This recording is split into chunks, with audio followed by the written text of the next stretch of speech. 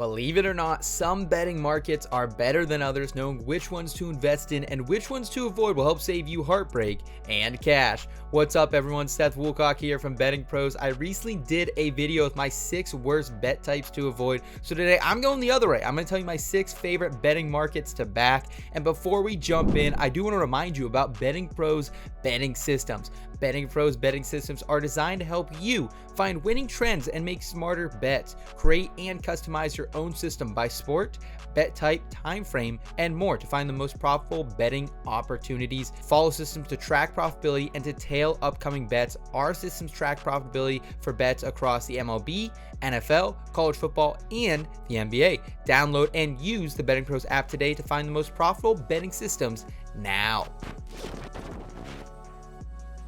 Now let's go ahead and get into my top 6 betting markets to back. Number 6, college football underdog money lines. College football is a fickle game, especially today with NIL rules in place and conference realignment shaking up the landscape. This creates a lot of variability and actually a potential for upsets that we sports bettors can take advantage of. You got to pick and choose your spots, but if you're looking to take a sprinkle on some long shots this fall, I recommend doing it in the sense of college football underdog money lines. Just in week 1 alone, the underdog money lines range from plus 140 all the way up to 80 to 1. Luckily, we here at Betting Pros, we have an odds boards where you can shop around for the best price across various books. We also have the Betting Pros College Football podcast. They'll be tracking line movement throughout the week and laying out our best bets. Not only can betting underdog money lines be extremely profitable if approached correctly, it can also be a freaking blast. Sometimes you find yourself on the edge of your seat on a Saturday afternoon, pulling for the likes of schools like Delaware State, New Hampshire. It's a great time and a great market to invest in as well. Number 5, NFL Anytime TD scores. Looking for an NFL betting market that you don't have to sweat out for the entire 60 minutes of a game? Let me introduce you to the Anytime TD prop bets. If you back a player and they find pay dirt, so do you. And while TDs can be somewhat harder to predict than other stickier stats like receptions, like targets, there are trends that can help you find edges. In this market, we can still back the stars like Christian McCaffrey, like Justin Jefferson and Tyreek Hill, but we can also find sneakier value on plays like newly promoted players and even second stringers. Anytime TDs can range from minus money to huge long shots, so it's a market you can attack with varied unit allocations.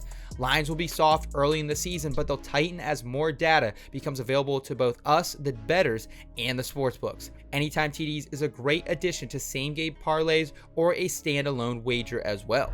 Number 4, MLB No Run first innings. Speaking of a market that you don't have to watch the whole game to cash, welcome to the world of MLB No Run first innings. This is one of my favorite markets to build a bankroll throughout the weekdays of the spring and the summer dog day months. NRFIs cash when neither team scores a run in the first inning of an MLB game. This allows us to research just the 2 starting pitchers in the top half of each lineup. Considering park factors and weather, we can get a pretty clear picture of how this first inning will play out. You're not going to cash any long shots in this market, and you might be required to lay a little bit of juice, but it could be worth investing in over the course of an entire season. Number 3, futures. Not looking for an instant payout and want to invest in something over a long amount of time? Futures might be for you. The great thing about futures is they're likely available for most sports, so you can bet everything from league champion, win total over-unders, and awards. When betting futures, you have to be cognizant of your bankroll. You'll typically be tying up some amount of capital for some time, but you could help yourself to a future payday. Also, keep in mind that while the future markets are available in the preseason, championship and award markets typically stay open throughout the season and adjust, so keep your head on a swivel out there when betting in the future markets. Number 2, outrights. Outrights are the core of both motorsports and golf betting, where you predict the winner of a certain race or golf tournament. While outrights don't hit more times than not, they pay off when they do. NASCAR Cup Series and PGA Tour favorites usually range somewhere between 4 to 1 to 10 to 1 odds. However, if you want to take some long shots and play at a book that aggressively hedges itself, like FanDuel, you should have an opportunity to cash out on those long shots if they outperform expectations live during the event.